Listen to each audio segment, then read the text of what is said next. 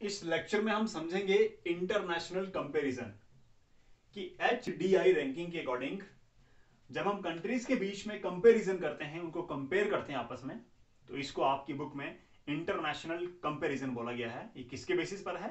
HDI ranking के basis पर। अब इस इंडेक्स के अकॉर्डिंग अगर हम वर्ल्ड की कंट्रीज को क्लासिफाई करेंगे तो चार ग्रुप्स में इन कंट्रीज को डिवाइड किया जाता है या फिर क्लासिफाई किया जाता है। आपको मैंने पहले ही समझा दिया कि एच डी आई रैंकिंग का जो स्कोर होता है वो 0 से लेकर के 1 मार्क के बीच में दिया जाता है। ठीक है, जिस कंट्री का स्कोर 1 के जितना पास होता है वो कंट्री उतनी अच्छी मानी जाती है, उतनी वेल डेवलप्ड मानी जाती है वो। और जो कंट्री 1 से जितना 0 के करीब होगी उस कंट्री की हालत उतनी ज्यादा खराब मानी जाती है। तो 0 से 1 के बीच में जो रैंकिंग है, इस रैंकिंग को 4 कैटेगरीज में डिवाइड किया जाता है। यानी वर्ल्ड में 4 तरह की कंट्रीज मिलती हैं अगर हम एच डी आई वैल्यू की बात करेंगे तो।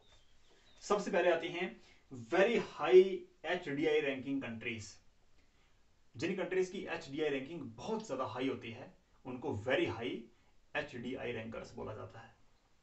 इनकी वैल्यू होती है मोर देन 0.8। ध्यान रखना, 0.8 से ऊपर की वैल्यू वाली जो कंट्रीज हैं उनको वेरी हाई में रखा जाता है, फर्स्ट क्लास कंट्रीज। ठीक है, 0.8 से ज्यादा इनकी वैल्यू रहती है।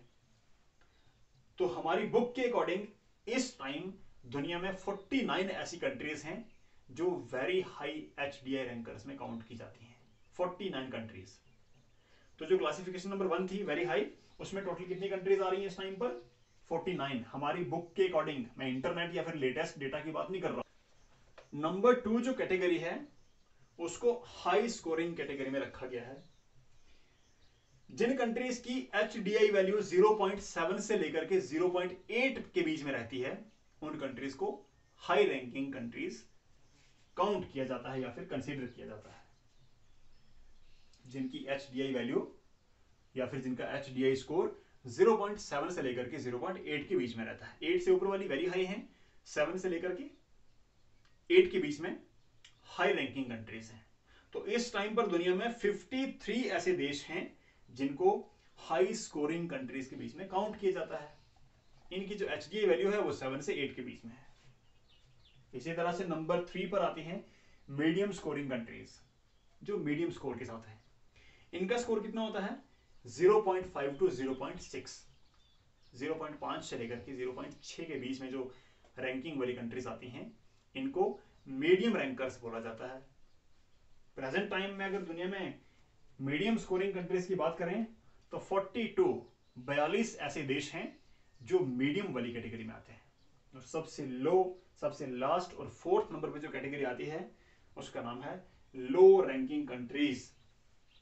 इनकी वैल्यू जो है वो 0.5 से नीचे की होती है। एच डी आई रैंकिंग दी जाती है ना, उस इंडेक्स में 0.5 से बिलो स्कोरिंग जो कंट्रीज हैं उनको लो रैंकर्स या फिर लो रैंकिंग कंट्रीज बोला जाता है। इस टाइम पर दुनिया में 43 ऐसे देश हैं जो लो रैंकिंग कंट्रीज में काउंट किए जाते हैं। तो इस तरह से 4 कैटेगरीज में एच डी आई रैंकिंग के अकॉर्डिंग हम कंट्रीज को डिवाइड कर सकते हैं, क्लासिफाई कर सकते हैं। बहुत सारे देश जिनको वेरी हाई रैंकिंग कैटेगरी में काउंट किया जाता है वो देश यूरोप कॉन्टिनेंट में लोकेटेड हैं इस टाइम पर। बट ऐसी बात नहीं है कि सिर्फ यूरोप के देश ही वेरी हाई रैंकर्स हैं।